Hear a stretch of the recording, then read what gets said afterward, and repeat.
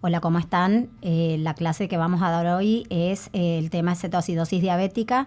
Les habla la doctora María Laura Pomares. Yo soy médica especializada en diabetes y pertenezco al servicio de endocrinología y diabetes del Hospital Juan Pablo II de la ciudad de Corrientes.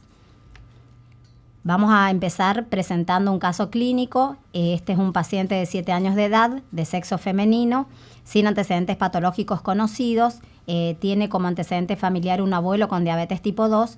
Y este niño consulta al pediatra por presentar de 3 semanas de evolución, mucha sed, tomaba más de 3 litros de agua por día, referido por los padres, orinaba mucho, se levantaba más de 3 veces a orinar a la noche y los padres referían mucho desgano y cansancio. El pediatra hacerle el examen físico no ve nada raro, exceptuando una disminución de peso de 1,5 kilos que lo atribuyó al estirón prepuberal. Solicita un análisis de orina. 3 días después, los papás consultan con el niño con el resultado del laboratorio que informa glucosuria 4 cruces, cetonuria 3 cruces, resto de la orina estaba normal. El paciente se encontraba somnoliento, con dolor abdominal, náuseas, había bajado desde la consulta anterior 1 kilo más y el pediatra indica en este caso internación por el estado general del paciente. Solicitan un laboratorio de rutina que informa un hemograma normal, glucemia 482 miligramos por ciento, un estado ácido-base con un pH de 7,18, bicarbonato de 8, sodio 134, potasio 3,6 y el resto normal. Ante este niño, este caso del niño con estos síntomas cardinales que ha presentado, uno puede pensar en muchos síntomas. Uno puede presentar, el paciente presentaba algunos síntomas que pueden atribuirse a varias enfermedades, pero creo que el análisis de glucemia indica que es una presentación de debut de diabetes.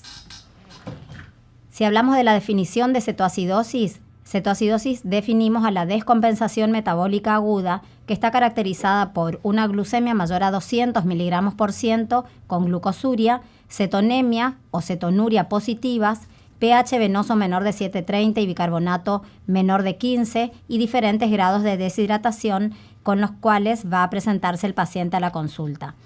En cuanto a la frecuencia de cetoacidosis, si bien hoy en día la enfermedad, la diabetes tipo 1, es mucho más conocida por la población general y también por la población médica en general, todavía involucra una forma de debut a nivel mundial que pone en riesgo la vida de estos niños, porque sabemos que la diabetes tipo 1 en general se presenta en la niñez o en la adolescencia. Si bien también hay casos de diabetes tipo 1 que se presentan en la adultez, es una forma de presentación no tan típica como lo es en la niñez o en la adolescencia. La incidencia de cetoacidosis en Estados Unidos y Europa en el año 2009 ha sido de un 21%, y un 26,5% en menores de 5 años. Esto nos quiere decir que cuanto más pequeño es el paciente, quizás la forma de debut más frecuente es como forma de cetoacidosis, o sea, descompensación aguda de la diabetes tipo 1.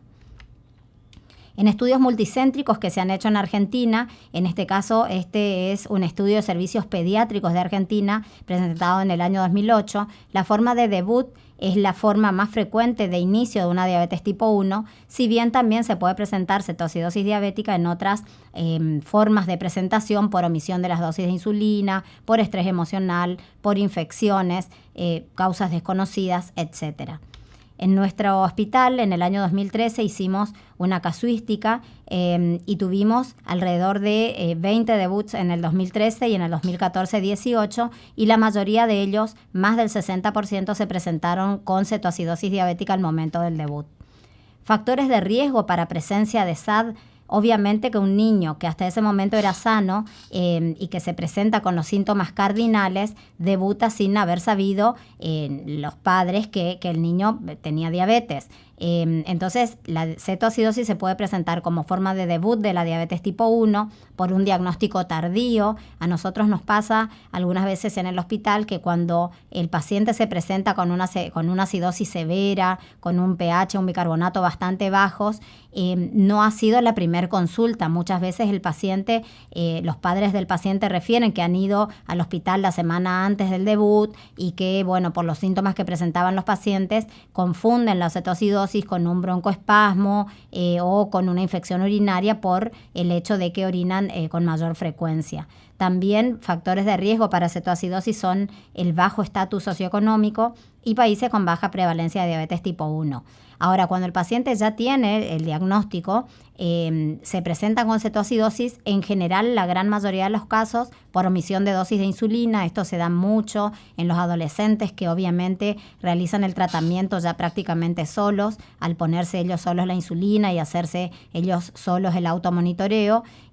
Así que es un factor de, la omisión de insulina es un factor frecuente que genera internación por cetoacidosis. También el pobre control metabólico, episodios reiterados previos de cetoacidosis, gastroenteritis. Muchas veces nos pasa que la persona, el paciente, tiene otra patología, por ejemplo, una gastroenteritis. Los papás no saben bien qué hacer con la dosis de insulina, principalmente la insulina basal. Por ahí omiten dosis porque el niño está con vómitos y al omitir dosis de insulina, el paciente se descompensa. Y también, bueno, habría que pensar en otros problemas, trastorno de la conducta alimentaria. Siempre hay que fijarse en el contexto social y familiar de ese niño, más cuando consultan en forma reiterada o se internan en forma reiterada con cuadros de cetoacidosis. La adolescencia es un momento difícil para este tipo de patologías que involucran que el paciente tenga que estar muy atento a su enfermedad cuando sabemos que el adolescente quiere ser igual a sus pares y no quiere ponerse la insulina muchas veces frente a los amigos o no quiere medirse.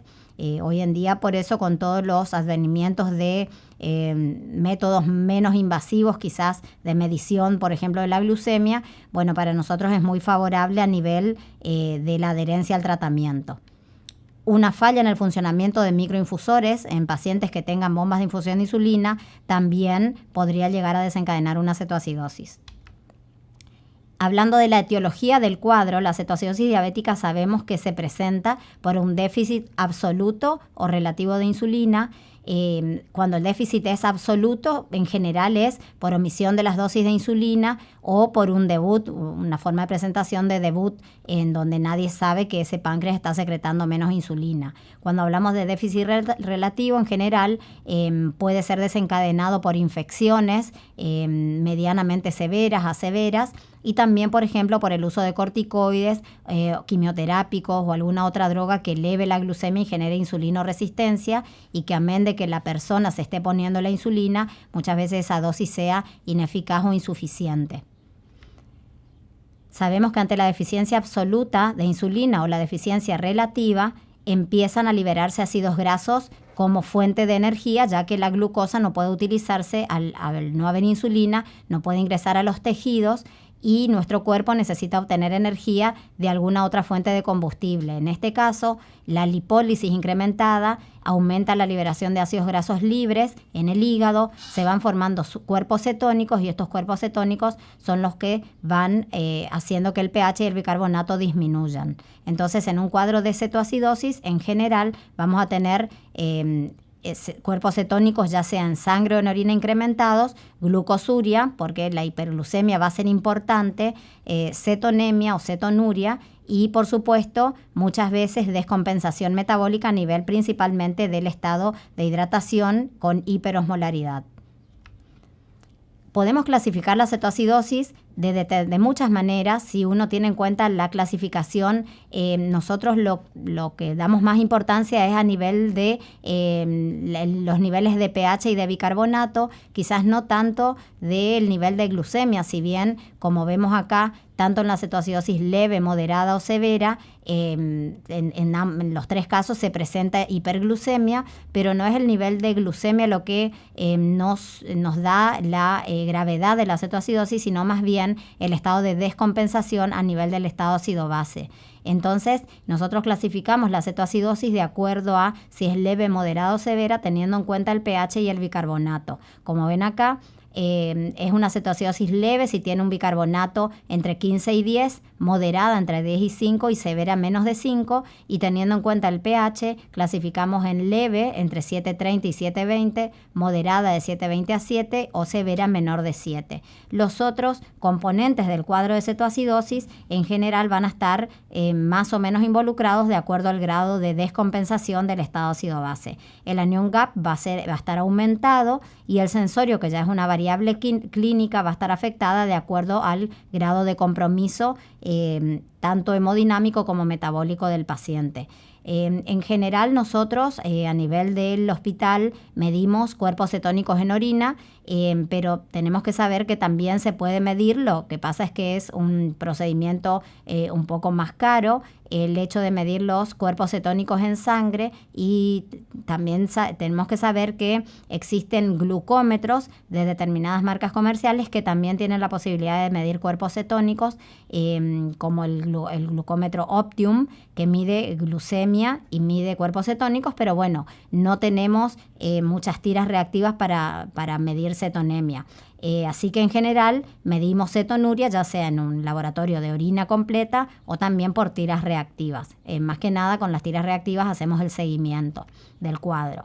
En cuanto a la clínica va a depender del tiempo que tarde, en este caso el niño o los padres, en consultar. La acidosis metabólica, que compensadora, estimula la respiración, se causa hipocapnia y se genera lo que llamamos respiración de Kussmaul, que si nos acordamos de clínica médica es una respiración agitada. Por eso muchas veces cuando los niños consultan se confunden los cuadros con, por ejemplo, un asma bronquial o un broncoespasmo.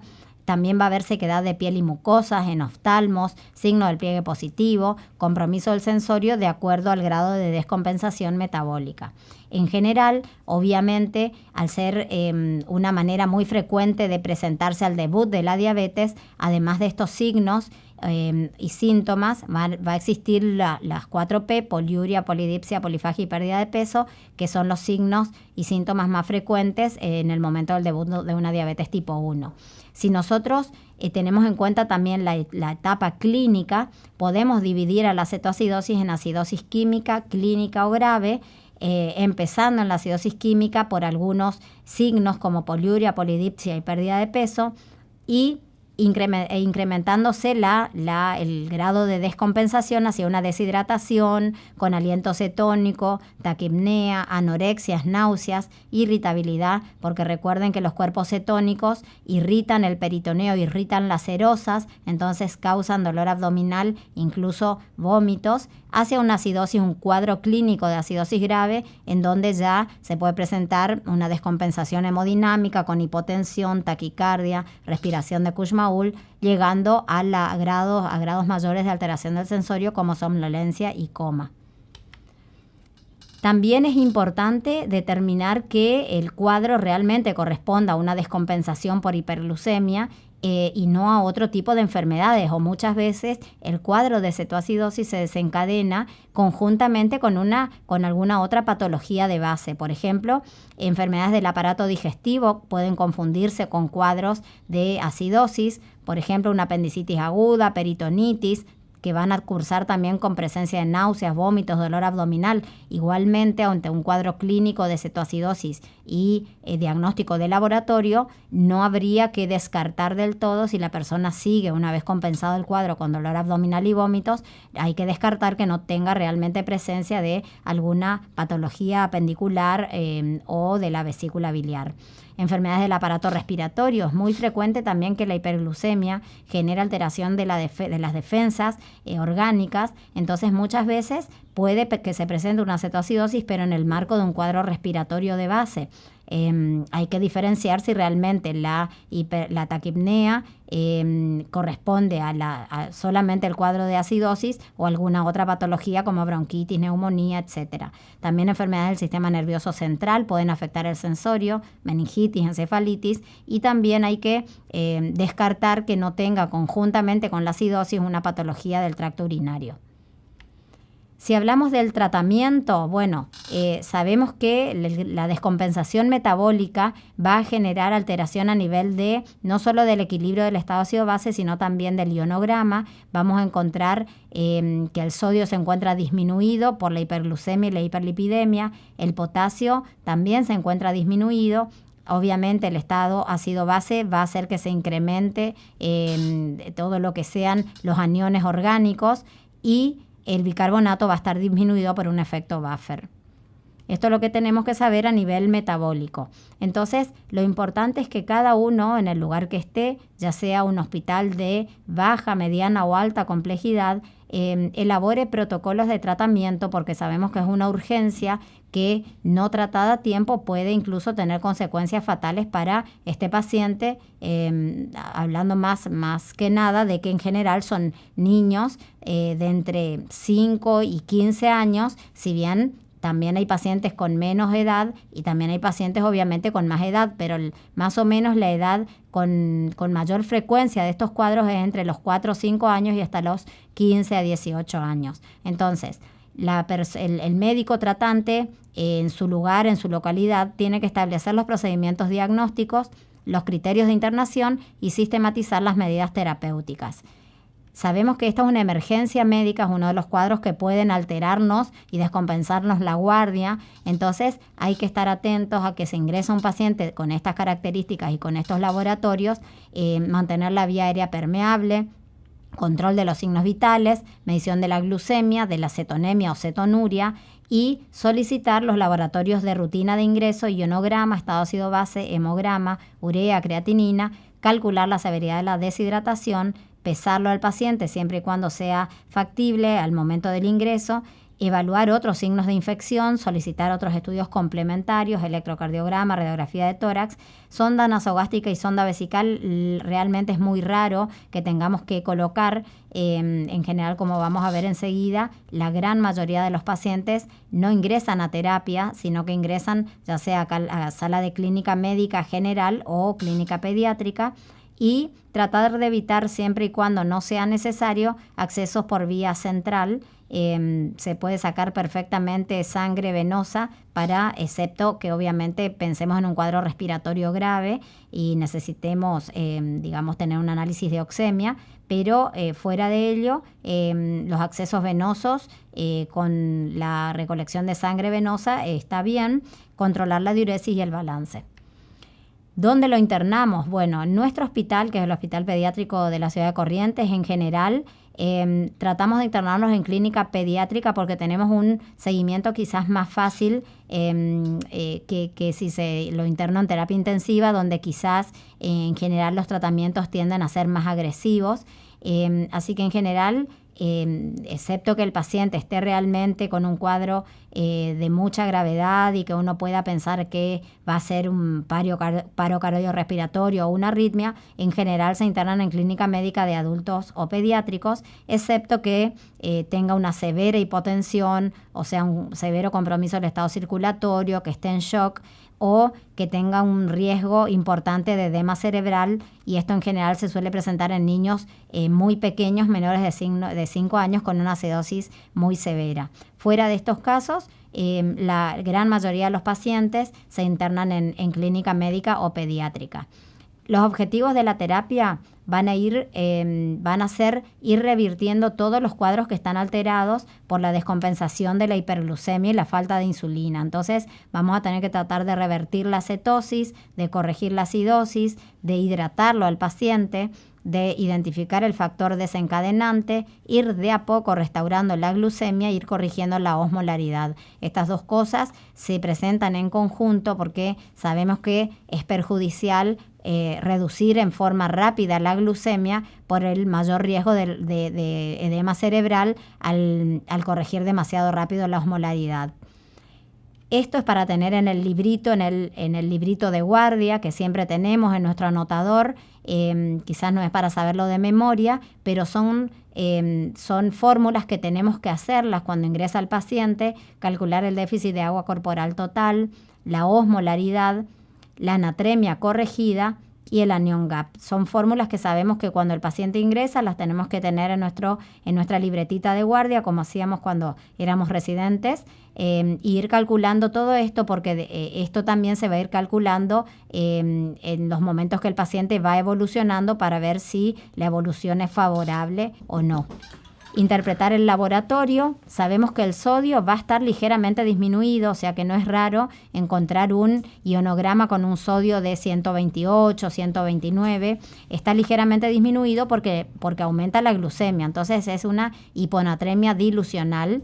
Tenemos que calcular el sodio corregido, que se saca con la siguiente fórmula. El sodio medido más 1.6 miliequivalentes por litro por cada 100 miligramos de glucemia, por arriba de 100. Entonces, recuerden que en el ionograma seguramente vamos a encontrar un sodio de entre 125 y 132 miliequivalentes por litro, y que eso es normal por la hiperglucemia dilucional. El potasio habitualmente en sangre va a estar normal o elevado, en plasma, o sea, en nuestro análisis nos va a dar en general normal o elevado, pero va a estar disminuido a nivel de los tejidos, porque saben que por la falta de insulina el potasio no va a poder entrar a los tejidos. Y esto es importante también recordarlo en fisiología, porque una vez que empecemos a colocar la insulina, también tenemos que recordar de colocar potasio en la solución, porque si colocamos la insulina sin potasio, vamos a hacer una hipopotasemia y vamos a poder generar alguna complicación por hipopotasemia.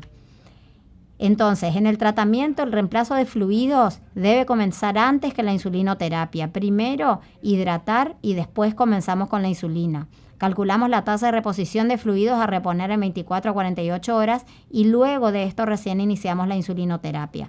Vamos a pensar en cuánto potasio tenemos que reponer y si fuera necesario o no reponer bicarbonato, que vamos a ver enseguida en qué casos podríamos llegar a reponerlo. Estar alertas por clínica de edema cerebral, principalmente si nos toca en la guardia un niño muy pequeño de menos de 5 años. Estar atentos si el niño refiere cefaleas, bradicardia, cambio del estatus neurológico, por ejemplo, un niño que había ingresado lúcido y que con las horas, cuando uno comienza el tratamiento, va disminuyendo su estatus neurológico, disminución de la saturación de oxígeno o signos neurológicos específicos. Obviamente que si pensamos en clínica de edema cerebral, quizás lo tengamos seguramente que pasar a terapia y tratarlo para esa complicación.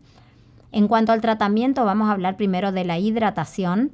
Entonces tenemos a nuestro niño, nuestro paciente, en este caso era un niño de 7 años, el que hablábamos en el caso clínico, pero puede ser también un adulto, internado en clínica médica, en clínica pediátrica o eventualmente terapia, según las normas que nos hemos propuesto en nuestro nosocomio, tener en cuenta las pérdidas de líquido, que son en un adulto 100 mililitros por kilo de peso, o sea 6 a 10 litros, reemplazar esto en forma de solución fisiológica, lo cual va a generar un descenso de glucemia de aproximadamente 30%. Por eso es importante primero hidratar y después colocar la insulina, porque si colocamos la insulina y después lo hidratamos, probablemente le hayamos errado en el cálculo de la insulina y nos baje la glucemia muy rápidamente, y colocamos en un adulto 1 o 2 vías periféricas. Esta es la solución salina, que también es algo que en general lo tenemos anotado en nuestra libreta de guardia. En general se comienza con 500 a 1000 mililitros durante las primeras horas y después en general entre 250 a 500 mililitros por hora, completando el 50% del déficit en las primeras 8 a 12 horas iniciales. En un lapso de 24 horas se va reponiendo el líquido faltante. Y es importante saber que si el sodio corregido es alto al inicio de la hidratación, utilizamos solución fisiológica al 0,45% a 5 o 10 mililitros por kilo por hora, dependiendo del estado de hidratación del paciente. Entonces reevaluamos el sodio corregido. Si el sodio es elevado, utilizamos una solución a 0,45% de cloruro de sodio. Si el sodio es normal, en general también podemos llegar a utilizar este tipo de soluciones, y si el sodio es bajo, utilizamos la solución fisiológica estándar. Y cuando la glucemia alcanza 200 miligramos por decilitro, empezamos a poner dextrosa a la hidratación.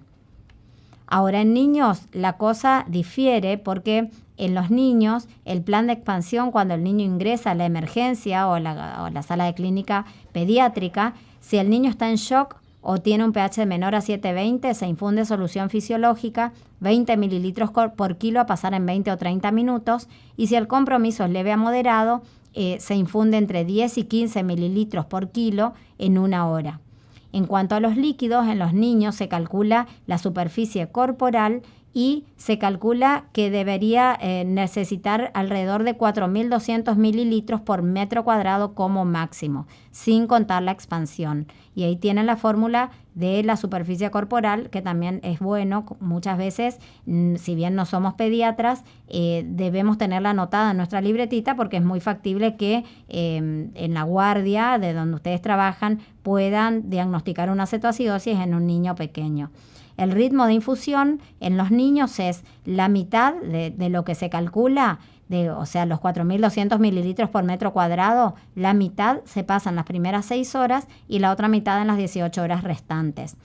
Ahora, la gran diferencia es que en los niños la solución con dextrosa se administra desde el inicio prácticamente del tratamiento de hidratación, exceptuando el plan de expansión. Es decir, que luego de expandir al niño, cuando se comienza el tratamiento de hidratación, ya se comienza con un flujo de dextrosa. ¿Por qué? Porque obviamente, como dijimos hace un rato, el edema cerebral es mucho más frecuente en niños pequeños, además de que sabemos que los niños tienen una sensibilidad mucho más incrementada a la insulina. Entonces, poniendo una unidad de insulina puede realmente bajarnos mucho la glucemia. Entonces necesitamos sí o sí un sustrato para poder colocarle la insulina y que no baje la glucemia muy rápido, pudiendo presentarse un edema cerebral. Y además que si la glucemia baja demasiado rápido, no podemos ponerle la insulina en forma horaria y esto va a hacer que la cetoacidosis perdure más tiempo. En cuanto a los electrolitos, si hablamos de el tratamiento de un adulto, el cloruro de sodio inicial es entre 70 y 80 miliequivalentes por litro. El potasio se incorpora inmediatamente al plan desde el inicio. Si el potasio sérico es mayor a 5.5, se indica un cloruro de potasio 30 miliequivalentes por litro. Y si el potasio sérico es menor a 5.5, se indica 40 miliequivalentes por litro. Este es el protocolo que nosotros utilizamos en nuestro hospital. Es un protocolo de los hospitales de pediatría referentes del país, como el Garrahan y el Gutiérrez, en donde hablábamos de que del volumen de 4.200 mililitros por metro cuadrado, recuerdan que la mitad les había dicho que se pasaba en las primeras 6 horas y la otra mitad en las 18 horas restantes. Esta es la composición de la solución, es lo que nosotros dejamos indicados en el protocolo y lo que enfermería sabe que tiene que preparar, y la solución más abajo está detallado cómo se puede preparar la solución. Tenemos 2 opciones: agua destilada 385 mililitros, glucosa al 10%, 90 mililitros, cloruro de sodio al 20%, 10 mililitros, y cloruro de potasio 1 molar, 15 miliequivalentes. Y si no, a la derecha tenemos otra forma de preparar con solución fisiológica 250 mililitros, dextrosa al 5%, 250 mililitros, y cloruro de potasio 1 molar, 15 mililitros. Cualquiera de las 2 formas es la que enfermería utiliza para preparar esta solución, y es importante recordar que siempre le vamos a estar pasando desde el inicio del tratamiento hidratante un flujo de dextrosa, que en este caso va a ser de alrededor de 3,5 miligramos por kilo minuto. Esto es importante saberlo porque muchas horas, más si el niño es pequeño y la glucemia disminuye rápido, no se le deja de colocar insulina. Lo ideal obviamente es colocarla en las primeras horas en forma horaria, y si la glucemia nos baja muy rápido, siempre le damos la indicación al médico de guardia o al médico residente que está tratando al paciente a que incremente un poco el flujo de dextrosa las primeras horas si baja muy rápido la glucemia, pero que no deje de colocar la insulina en forma horaria, porque es lo único que va a ir revirtiendo el cuadro clínico. Las primeras 6 horas se busca recuperar del 3 al 5% del peso corporal, o sea, alrededor de un 50% del déficit previo. Las restantes 18 horas sigue sigue, digamos, colocándose un flujo de dextrosa un poquito mayor que en el caso anterior, porque se supone que estas segundas 18 horas el nivel de glucemia va a ir disminuyendo, y ahí más abajo está cómo preparar la solución. Entonces, recordar que en el niño el flujo de dextrosa lo vamos a poner desde el inicio del tratamiento, a diferencia del adulto, en donde en general la dextrosa se va a colocar recién cuando la glucemia baje por debajo de 250 o de 200, según indique nuestro protocolo. La insulinoterapia puede ser de 3 formas, puede ser subcutánea, intramuscular o endovenosa. En general, el protocolo que usamos nosotros, utilizamos insulina en forma subcutánea o intramuscular, pero solo las primeras colocaciones. Si el paciente está lúcido, no está hipotenso y está bastante bien hidratado, utilizamos la vía subcutánea. Y si el paciente está obnubilado, hipotenso y muy deshidratado, en general las primeras dosis, por ahí las primeras 2 o 3 dosis, puede ser que sean vía intramuscular, que se absorbe más rápido y tiene mejor absorción que la subcutánea. En general, la gran mayoría de los protocolos que uno puede ir a leer, porque cada persona puede tener en su institución un protocolo, obviamente, que sea factible de utilizar, también basándonos en lo que es el acompañamiento del equipo de salud, quizás de enfermería principalmente, porque esto tiene mucho que ver con la relación y la comunicación entre el médico de planta, el residente y el enfermero capacitado. Y en general podemos usar insulina corriente o también podemos usar análogos rápidos. En general en nuestro hospital la mayoría de las veces se utiliza insulina corriente, pero hemos tenido en los últimos casos de cetoacidosis que hemos tratado, las hemos tratado con insulina, en este caso un análogo rápido como es la insulina aspártica, con la misma reversión del cuadro clínico en aproximadamente la misma cantidad de horas. La dosis inicial es entre 0,1 y 0,2 unidades por kilo. Ya dijimos subcutáneo o intramuscular. En general se suele comenzar con 0,1 unidad por kilo, como hablamos, por el hecho de que los niños más pequeños son muy sensibles a la insulina. Por ejemplo, una unidad de insulina en un niño de 5 a 6 años puede llegar a bajarle entre 80 y 100 miligramos la glucemia. Y bueno, esto difiere si, por ejemplo, es un adolescente o es un niño con sobrepeso, que también hemos tenido casos de debut de diabetes en chicos con sobrepeso u obesos, en donde obviamente la sensibilidad va a ser menor. Quizás una unidad de insulina disminuya entre 40 y 60 miligramos la glucemia en un adolescente. Así que la dosis inicial va a depender quizás de la edad y del peso del paciente. En general, la dosis siguiente es de 0,1 unidad por kilo por hora. En general, en estos casos ya se va haciendo la insulinoterapia subcutánea. Y en niños, bueno, es importante no utilizar el bolo endovenoso. Y como les dije hace un ratito, que es muy importante recordar, y es algo que muchas veces le decimos a los residentes, que recuerden que si la glucemia baja rápido las primeras horas, no suspendan la dosis de insulina horaria, sino que incrementen un poco el flujo de dextrosa 1 o 2 horas. La insulinoterapia en microgotero en general no es lo ideal, hay que tener mucha precaución. Sabemos que, porque nos ha pasado a todos estando de guardia, que poníamos la insulina en goteo y teníamos que estar al lado del paciente para que el paciente no se mueva y abra el goteo, que podía ser muy riesgoso porque le pasaría mucha dosis de insulina, y más siendo un niño podría incluso llegar a tener hipoglucemias. Así que el microgoteo, si bien no es lo ideal, por supuesto cada uno adaptará sus requerimientos y sus necesidades en base a lo que tenga en su localidad y en su hospital. La dosis inicial sería de 0,1 unidad por kilo por hora, entre 5 y 10 unidades por hora, y la composición, digamos, del frasco sería 50 unidades de insulina corriente en 500 mililitros de solución fisiológica al 0,9%. El número de microgotas es igual al peso del paciente. Por ejemplo, un paciente de 30 kilos, le pondríamos un goteo a 30 microgotas y esto pasaría 3 unidades de insulina por hora. Esto también es importante tenerlo anotado en la agendita de guardia, en la libretita, que la verdad que es muy útil al momento de presentarse una emergencia, y más porque por ahí las emergencias se suelen presentar a la noche, y bueno, es importante tener todo bien anotado, porque este es un protocolo que hay que seguirlo al pie de la letra para tener buenos resultados. Si tuviéramos una bomba de infusión de insulina y nuestro lugar de trabajo fuera un hospital ya de mayor complejidad, pondríamos una dosis inicial de 0,1 unidad por kilo por hora. Prepararíamos 50 unidades de insulina corriente en 500 mililitros de solución fisiológica, o sea, como era en el microgotero, y pondríamos en la bomba 10 mililitros por hora, lo cual pasaría una unidad de insulina por hora. Mediríamos la glucemia horaria, y ahí hay muchos protocolos que existen en la literatura.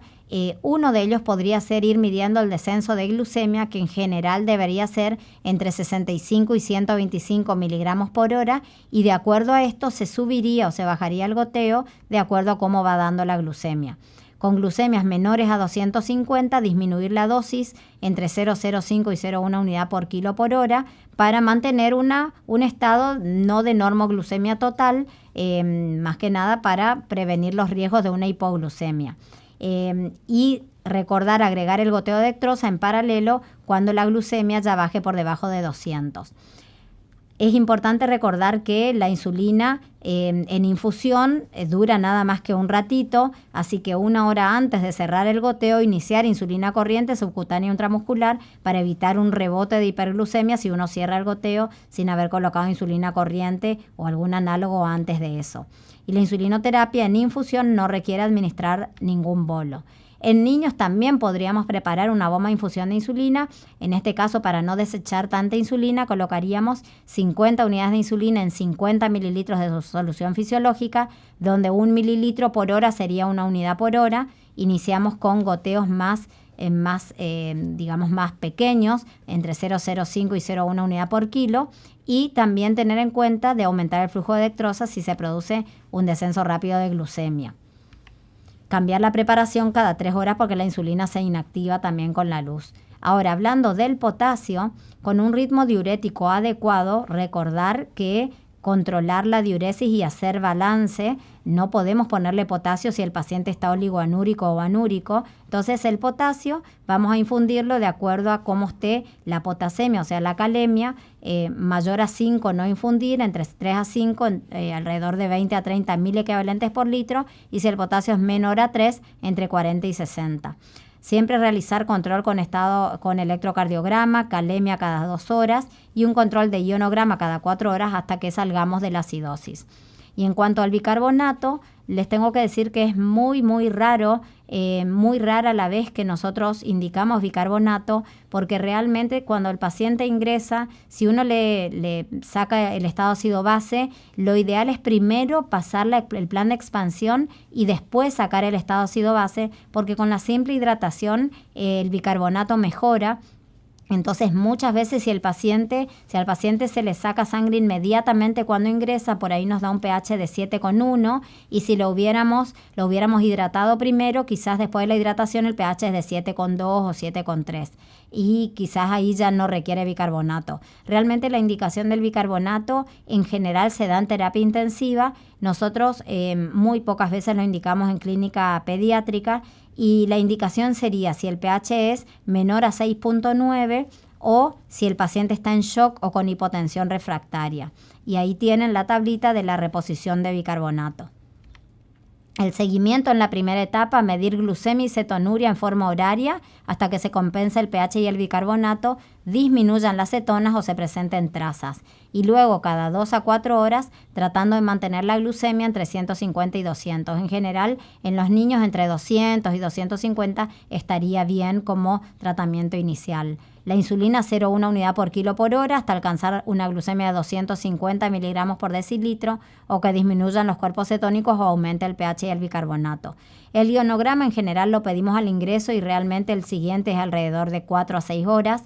Y después, si el estado ácido-base se va compensando, ya no lo pedimos más. Y el estado ácido-base en sangre venosa, inicialmente cada 2 a 4 horas, y cuando el estado ácido base se compensa con un bicarbonato mayor a 15, ya lo pedimos una vez más quizás y después ya no se solicita más porque no tiene mucho sentido una vez que salió de la acidosis. Se da por finalizada la primera etapa del tratamiento cuando el pH es mayor a 30, el bicarbonato es mayor a 15, disminuye el anión GAP. La glucemia no es un parámetro que tengamos muy en cuenta para definir que terminó la primera etapa de la cetoacidosis, y si midiéramos cuerpos cetónicos o cetonemia, también al disminuir a menos de 1 milimol, damos por finalizada la primera etapa de la cetoacidosis. 15 a 30 minutos antes de cerrar el goteo, si el tratamiento había sido con insulina endovenosa, iniciar la insulina rápida, en general 30 minutos o 1 hora antes.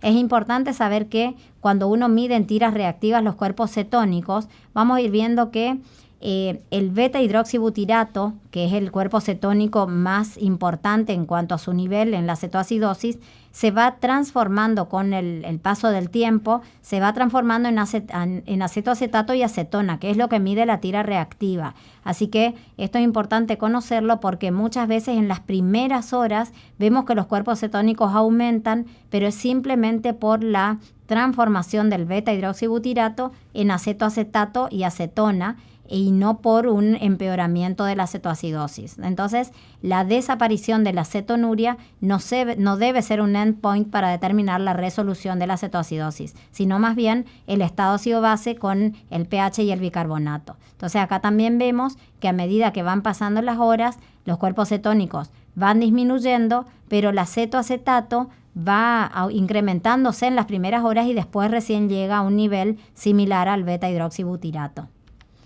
En la segunda etapa, iniciamos la dieta líquida. Si el paciente no tiene dolor abdominal, está lúcido, tiene buena tolerancia, en general las primeras horas empiezan a manifestar que tienen hambre. Entonces le vamos midiendo la glucemia cada 4 o 6 horas, vamos poniendo la insulina subcutánea cada 4 o 6 horas según una escala que programamos de acuerdo al peso de cada paciente, y la calemia y el estado ácido base, que como les dije, en general cuando se resuelve la cetoacidosis por laboratorio, el paciente está clínicamente estable, muchas veces de acuerdo al cuadro clínico no lo solicitamos más. Vamos disminuyendo y retirando el plan de hidratación una vez que nos aseguramos que el paciente tolera bien la ingesta, y se van empezando a hacer las correcciones con insulina corriente o análogo rápido cada 4 a 6 horas o preingesta según método de la escala. Con buena tolerancia vamos pasando a la tercera etapa, que es colocar la insulina basal. En la tercera etapa empezamos a ver qué registro de requerimiento de insulina tuvo el día anterior, insulina corriente o análogo, y de acuerdo a si el paciente está con una buena alimentación vía oral, empezamos a agregar la insulina de acción lenta, ya sea insulina NPH, glargina, Levemir, Degludec, la insulina basal. Si el paciente ya utilizaba una insulina porque fue una cetoacidosis por omisión de la dosis de insulina, en general empezamos con el mismo análogo que estaba recibiendo, y si es un paciente debut, en general iniciamos con insulina NPH o también algún análogo basal. En general, si es un paciente con debut, la dosis inicial es 0,3 a 0,5 unidades por kilo día de dosis total, y la dividimos 2/3 a la mañana y 1/3 a la noche de insulina NPH. En general comenzamos con 2 dosis y después, de acuerdo a los días que el paciente permanece internado y a los requerimientos de insulina, podemos eventualmente agregar una tercera dosis antes del almuerzo. Si es un análogo lento, en general, por ejemplo, glargina o Degludec, iniciamos en una dosis que en general es alrededor de las 10 de la noche. La resolución mínima suele ser de entre 12 y 24 horas del ingreso.